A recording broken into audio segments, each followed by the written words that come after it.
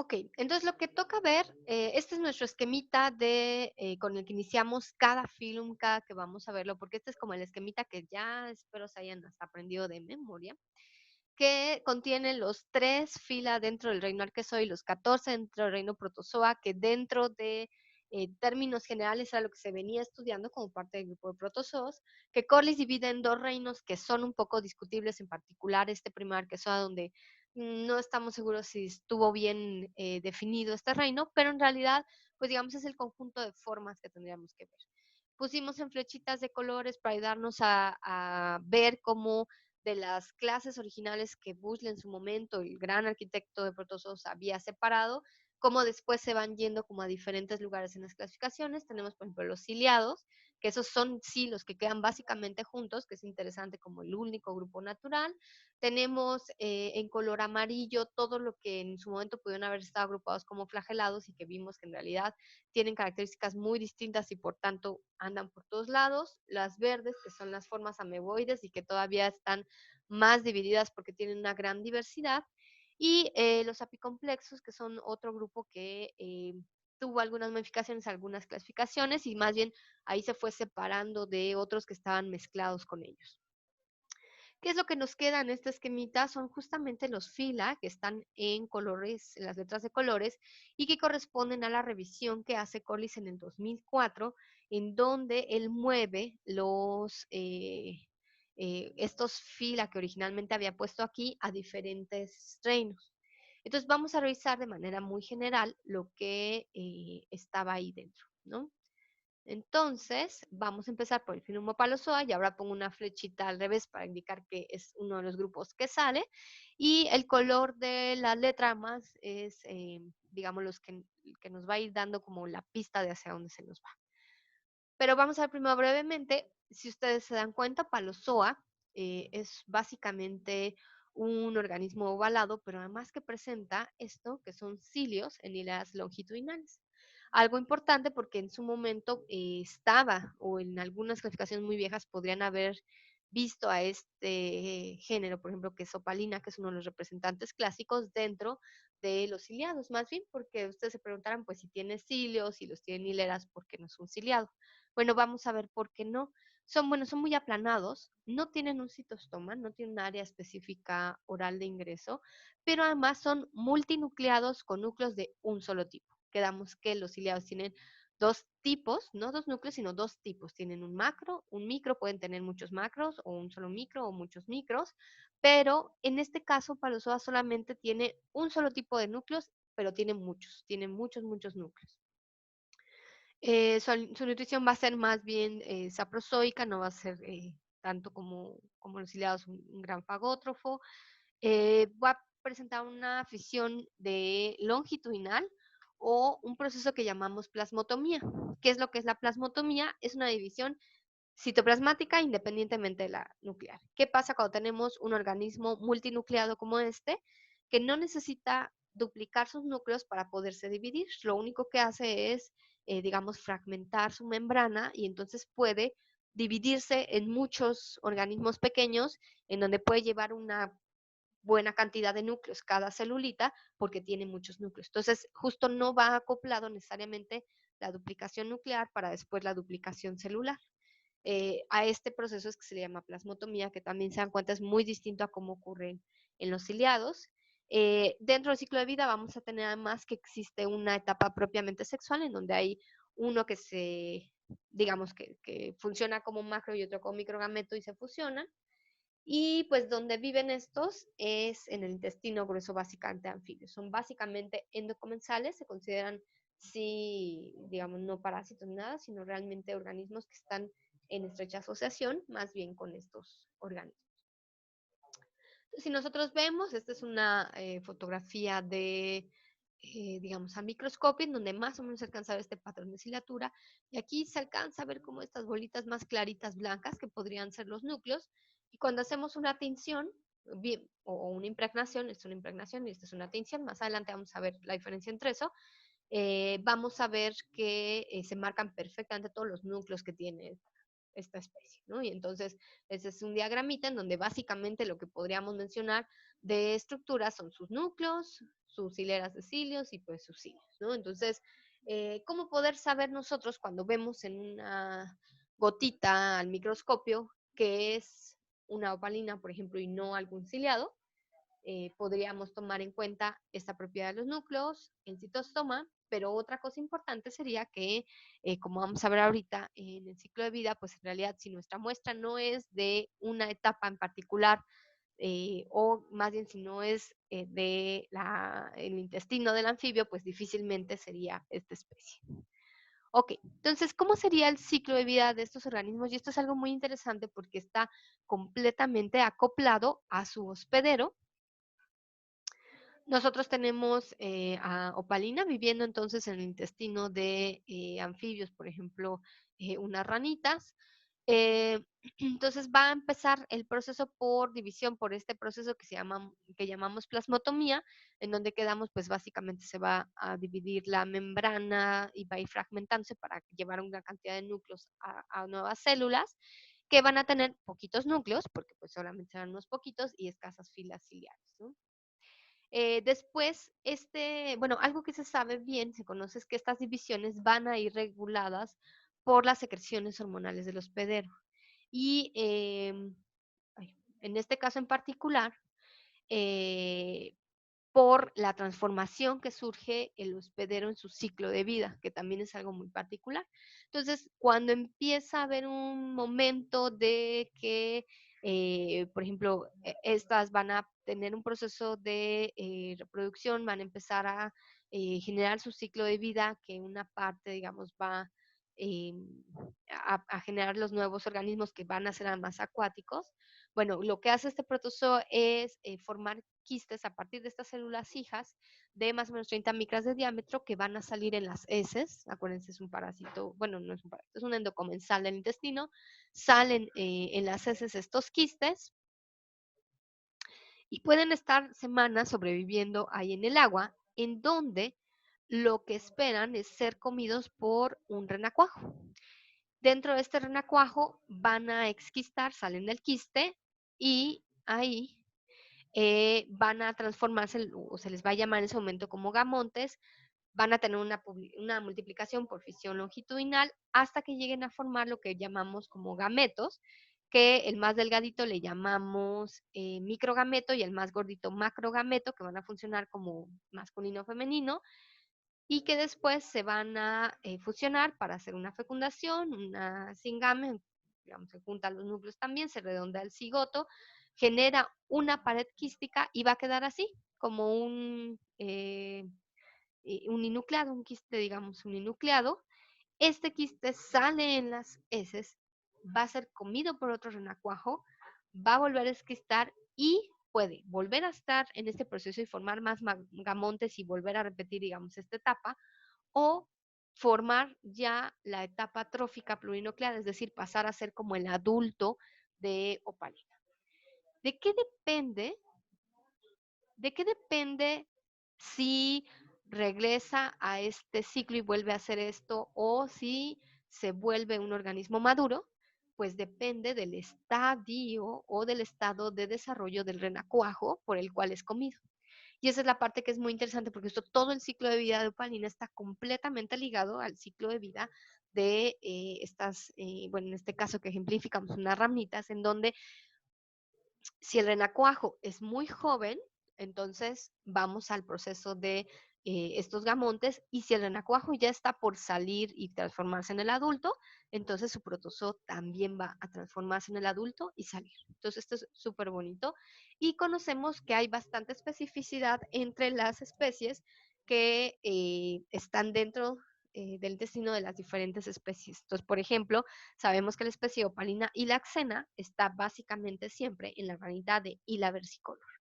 Y entonces antes nosotros hacíamos la práctica en donde pedíamos que consiguieran una rana de este género en particular para poder nosotros observar este protozoo en particular. Ahora no lo hacemos porque ya parece que esta rana entró en estatus de protección, entonces ya dejamos de hacerla una buena mayoría, la gran mayoría de los profesores, entonces ya no se hace actualmente, pero digamos es una igual de las prácticas que es muy segura, porque si ustedes consiguen exactamente ese género de rana, es muy probable que tengamos exactamente ese género de protozoo. ¿De acuerdo? Entonces, no es un ciliado, pero tiene cilios, tiene otras características parecidas, pero parte de del trabajo de Corliss, que implica también algunas cuestiones no solo morfológicas o ecológicas, sino también de ultraestructura y una parte molecular, le dan a él la pista de que esto no debería de ir aquí y entonces nos lo manda a este color que les pongo en verde, que es al reino cromista. Y entonces actualmente, bueno, en el 2004, Corliss lo manda a los cromistas. El siguiente grupo que vamos a revisar es Cuanozoa y que son llamados como flagelados con collar. Entonces, otra vez, tienen un flagelo porque son flagelados, pero tienen algo un poco distinto a muchos de los que vimos, que es lo que llamamos como collar, que es esta estructura que se ve, por ejemplo, aquí, como como rombito, y que es esto que está pintado aquí en rojito. El verde sería el flagelo, digamos, esta es la celulita. Esto y que se ve aquí, así, en esta micrografía de barrido así, son como microvellos, es decir, filamentos internos de actina, son extensiones fibrilares, digamos, y que sirven en gran medida para la alimentación, no tanto para locomoción como para alimentación. No tienen normalmente color, son más bien heterótrofos, tienen su mitocondria con crestas no discoidales, sino aplanadas, atípicas de lo que vemos en protozoos. Van a tener una fisión longitudinal o pueden ser por gemación. Hay algunos unicelulares como estos que estamos viendo, ahorita les voy a mostrar otros que son coloniales y básicamente viven en el ambiente como agua dulce y marinos. Entonces, digamos, tienen esta característica interesante de este collar de microvellos.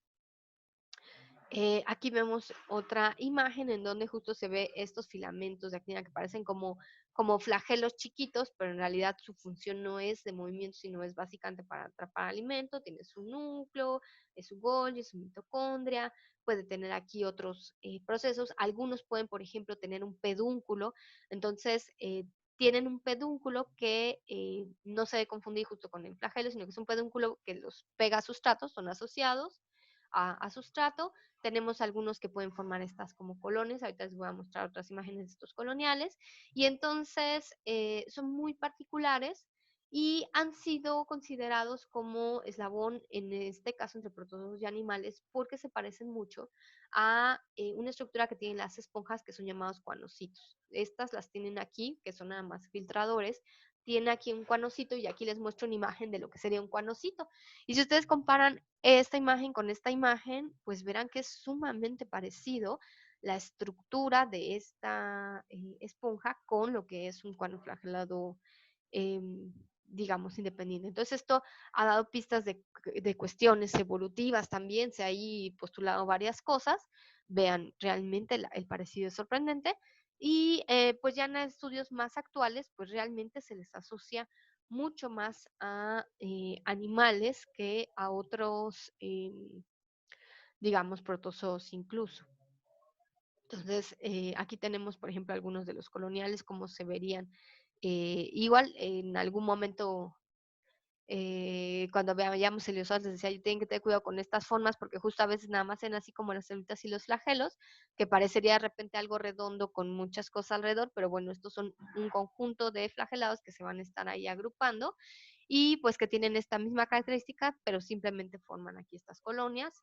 Tenemos algunos de los representantes marinos como estos que pueden tener, por ejemplo, sílice, formar, digamos, estructuras duras, como en este caso se les llama lórigas, y digamos que tienen también como un poquito distinta esta morfología, que en algunos casos se había asociado más como la parte de algas, pero en realidad pues los estudios ahora apuntan más justo hacia su afinidad hacia los animales y de hecho justo Corliss en el 2004 los manda básicamente al reino animal, a Cuanozoa. Entonces ya los saca de aquí y los incluye en el reino animal, pero es lo que les comentaba, no quiere decir que ustedes lleguen a la clase de animales y se los vayan a dar, porque probablemente no, por parte de los protistólogos decimos esto debería estar allá, pero no quiere decir que ya la gente que trabaja con animales diga, sí es cierto, esto debería ya de estar aquí y lo vamos a incluir, ¿no?, en nuestros grupos. bueno, se dan cuenta, es como un repasito grande de solamente para que los conozcan, vean qué son, que existen y por qué ya no están un poco aquí, ¿no? Voy a brincar ahora al Phylum Microspora. Quizá lo lógico sería que ahora viera el otro colorcito que mandan igual animales, pero en realidad me gusta empezar por Microspora porque nos permite ver una morfología que se parece a estas dos. En realidad estas tres cosas en algún momento estaban juntas junto con otros grupos como parte de una serie de protozoos que son muy particulares, en donde la estructura que más describimos y reconocemos es la espora. Lo que tienen es una espora, que es una estructura dura, digamos, y que tiene en realidad dos capas. Entonces, en el caso de microspora, tenemos esta exoespora y una endospora que tiene quitina, lo cual siempre estos materiales a veces nos hacen pensar que son más parecidos o no, por ejemplo, animales o a hongos, dependiendo de los materiales que ocupan, por ejemplo, para su construcción de su célula. Pueden tener uno o dos núcleos, que vamos a ver, este es aquí uno, que van a estar muy asociados esos dos. Presentan un filamento o tubo polar, que es este, que va a ser muy largo y que va a ser expulsado para penetrar igual al hospedero. Vamos a ver que son organismos asociados y este es el disco de anclaje, digamos, es como un arpón que lanza, ¿no? Y tiene un conjunto de vesículas aquí, como a manera de cuerpo de Golgi, que se les llama en este caso polaroplasto. Este es el dibujito, digamos, y esta es la fotografía de barrido. Entonces, pues, cuando hacemos aquí un corte, pues vemos aquí nada los circulitos, que es, digamos, lo que sería esta parte, ¿no? De los tubos. Y tienen una vacuola posterior de función desconocida, que justo en un organismo que es asociado, que además tiene una espora dura, pues no entendemos muy bien por qué tendría que tener una vacuola ahí, ¿no? O sea, eso no tiene mucho sentido, pero la tienen y es bastante fácil o muy grande incluso. Se sabe, o hasta hace tiempo, pues que tenía el genoma eucarionte más pequeño conocido. Yo no sé si esto todavía siga vigente porque han empezado a haber más secuenciaciones, pero hasta hace poco, digamos, se consideraba el más pequeño dentro de eucariontes nada más. Entonces son parásitos intracelulares obligados, son organismos asociados, que básicamente van a estar en todos grupos de animales, incluso en otros protozoos, pero digamos donde más se reconocen artrópodos y peces. Entonces, tenemos especies como esta que es Nosema.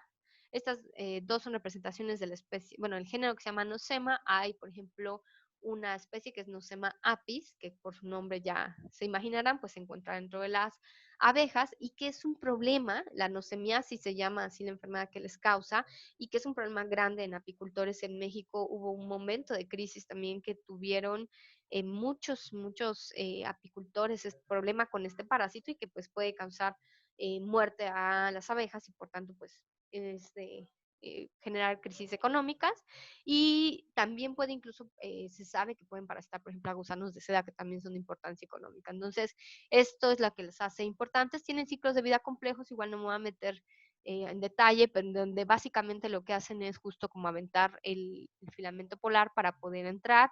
Entra solamente normalmente el citoplasma, queda fuera, digamos, la espora. Este citoplasma tiene una serie de divisiones y después vuelve a crear sus esporas para salir y volver a invadir.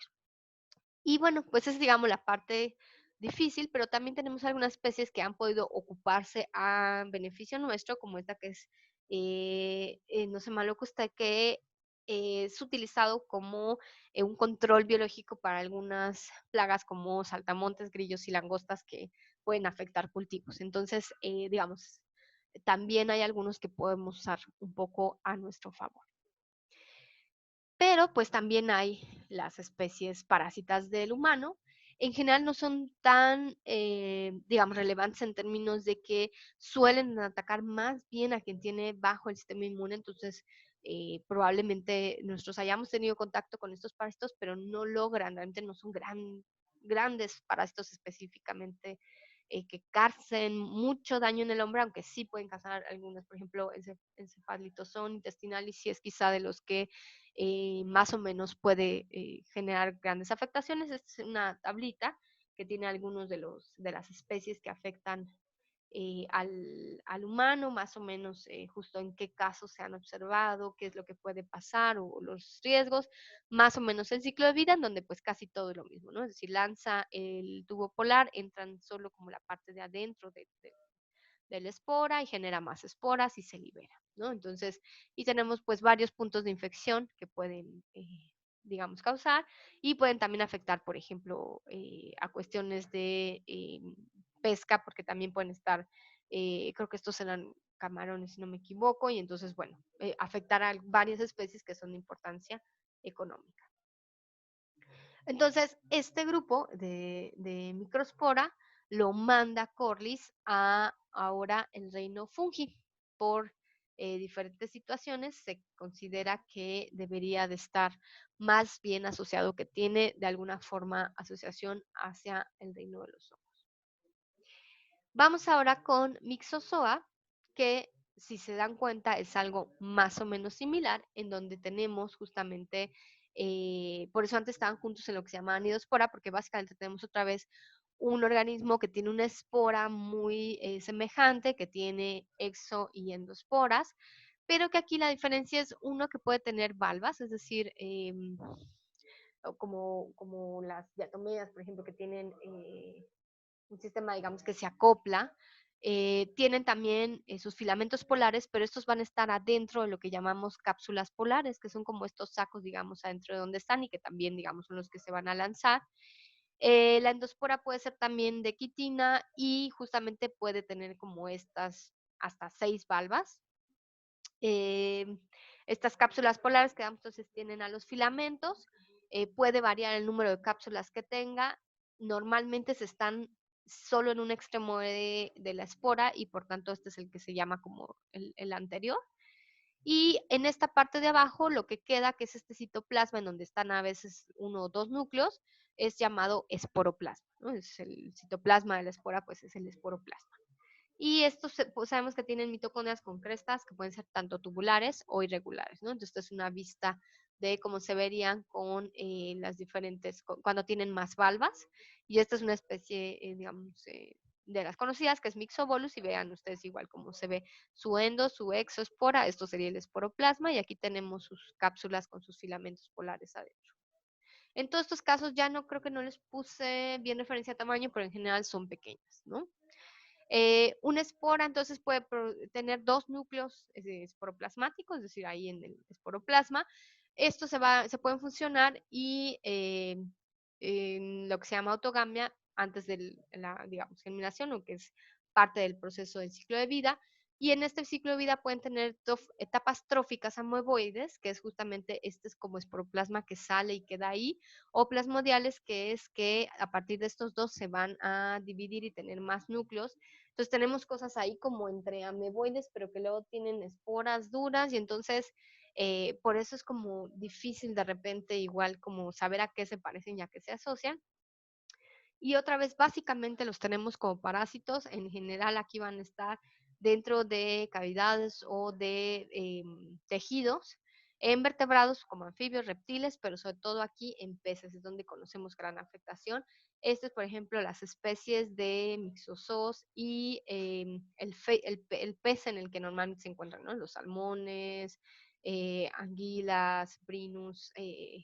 Entonces, tenemos esta es la enfermedad que causa, más o menos algunas referencias de dónde se toma, y esto es al menos, por ejemplo, de las especies que son o que afectan peces de importancia económica, ¿no? Entonces aquí también tenemos un parásito que puede ser un problema en términos económicos. Y algo que más o menos se conoce bien es que justo el punto de la infección va a variar y tiene como mucha afinidad dependiendo de las especies, en donde, por ejemplo, en general los peces de agua dulce se van a quedar en branquias o en vesícula biliar, mientras que en peces marinos se van más bien a vesícula biliar y urinaria. Entonces, bueno, pues cada uno aquí vemos, por ejemplo, el pez y cómo tiene aquí sus diferentes especies de estos mixozoos, ¿no? Entonces, también pueden tener grandes repercusiones a nivel económico estos pequeños organismos. Entonces estaban antes con microspora porque pues se parecen mucho, ¿no? Tienen sus esporas, estos tienen valvas, pero los dos tienen filamentos polares, entonces se parecían mucho, por eso antes estaban en un grupo que se llamaba Comonidospora. pero en realidad ahora pues quedamos que microspora lo mandan entonces hacia la parte de hongos, pero en estos tenemos esta especie que se llama Geneguya.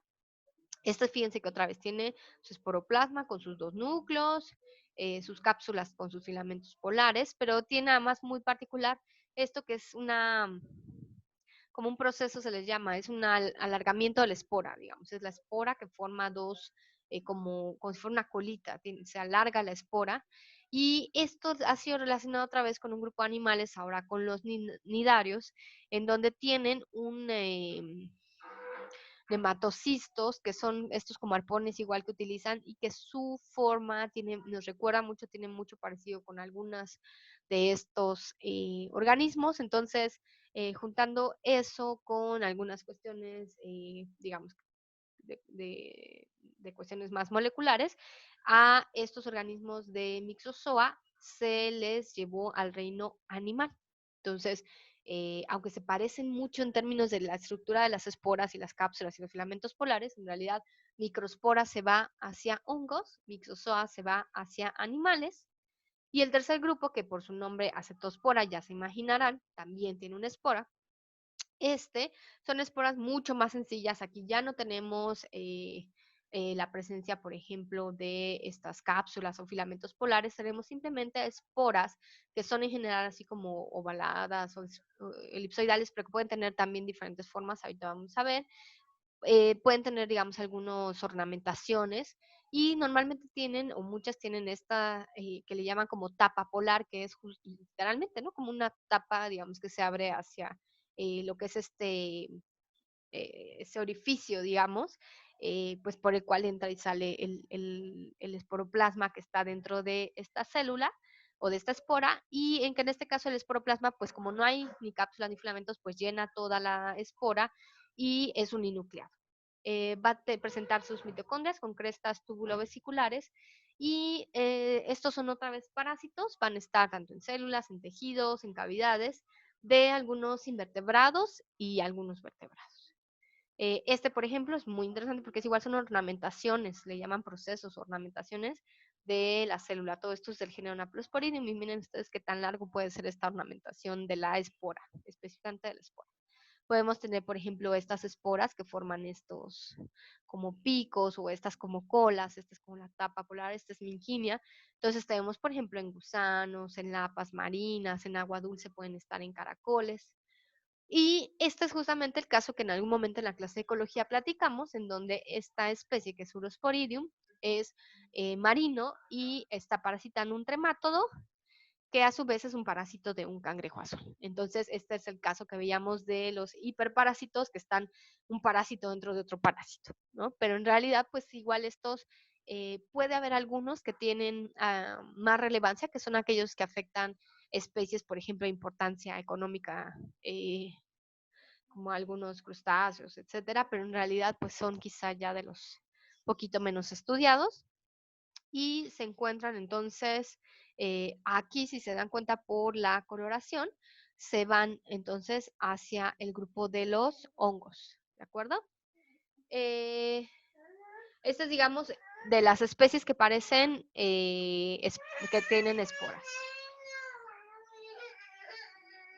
¿Ok? Entonces, el último que nos queda es el del filum Mycetozoa, que ese ya su nombre sí quizá les dé un poco más de pista de qué cosas son, y que en realidad eh, salen todavía más de la morfología de todo esto que venimos viendo, que más o menos, digamos, se parece más quizá a lo de protozoos. Aquí tenemos cosas como esta, ¿no? Es decir, ya cosas que si ustedes se dan cuenta parecen más hacia hongos y que en realidad son justo los llamados como hongos mucilaginosos o mucosos como slime molds. Entonces, cuando nosotros vimos las primeras clasificaciones, cuando hablamos, por ejemplo, de Whittaker, que es que damos el sistema que sigue su plan de estudios, habíamos dicho que el problema es que en protistas había quedado todo lo que no entraba bien en los otros grupos. Y este es el ejemplo justo de, en el caso de protistas teníamos al grupo de las algas, pues muy polifilético, pero más o menos definido, al grupo de los protozoos, tremendamente también polifilético, pero más o menos con unas características comunes, y el tercer grupo que queda, digamos, dentro de lo que eran protistas en la clasificación de Whittaker es justamente los hongos mucilaginosos, que no son hongos verdaderas porque no coinciden con todas las características de los que son hongos, pero que tampoco es que digamos exactamente tienen todas las características de lo que podríamos llamar un protozoo, ¿no? Y entonces, por ejemplo, tienen cuerpos fructíferos análogos a los de los hongos, que son todas estas estructuras tan bonitas que vemos, pero se consideran más relacionados a protozoos ameboides porque en alguna parte de su ciclo de vida justamente tienen etapas, por ejemplo, eh, digamos, como ameboides con muchos núcleos, como esto que veíamos en otros grupos. eh, Tienen justo, o sea, en alguna fase del ciclo de vida son realmente como amebas que se pueden juntar y fusionar y generar una como ameba gigante con muchos núcleos o que están muy juntas, pero mantienen su individualidad. Y entonces, bueno, pues es una cosa súper particular. Anda en todos lados, una amplia distribución geográfica, en general está en el suelo, cortezas de árboles, residuos orgánicos, tienen este desplazamiento ameboide, pueden tener una pared celular en el caso de la fase, digamos, que son las esporas, son de respiración aerobia, pueden ser importantísimos esos sí fagótrofos de bacterias, levaduras, protistas de materia orgánica, y en su ciclo de vida presentan una reproducción asexual y sexual. Y si nosotros vemos algunas filogenias actuales, pues en realidad sí, justo los hongos y los animales andan por acá muy relacionados y estas otras cosas, por ejemplo, Dictyostelium, que es uno de estos ejemplos, está más hacia acá, hacia el grupo de las acantamebas, que esa es una ameba realmente, que de los hongos y demás, ¿no? Eh, pero, pues, sin embargo, tampoco es que haya quedado súper bien, y entonces aquí, y entonces en 2004, Corliss los regresa hacia los hongos, ¿no? Según su clasificación de Corliss. Estos no me voy a extender mucho, por un lado, porque además salen ya como por completo un poco de lo que sería mi área de especialidad. En otros casos igual hemos tenido oportunidad de invitar a profesores de hongos a darnos este pedacito, al menos una clasita al tema. Quizá voy a ver si puedo contactar al menos una exalumna que trabajó con uno de estos grupos súper interesantes para que nos dé igual un videíto o algo. Pero estos sí probablemente empiecen a revisarlos desde en la parte de hongos, digamos. Ahí probablemente sí, sí, digamos, ahí sí estoy más segura que en el caso, por ejemplo, de animales, yo sé que no van a hablar probablemente de cuanoflagelados y tal vez les van a preguntar, ¿y vieron cuanoflagelados en protistas? Porque son importantes para cuestiones evolutivas, pero no es que se los vayan a explicar. En el caso de hongos, creo que sí, es uno de los grupos con los que empiezan, aunque no son hongos verdaderos, pero son los que revisan en esa clase.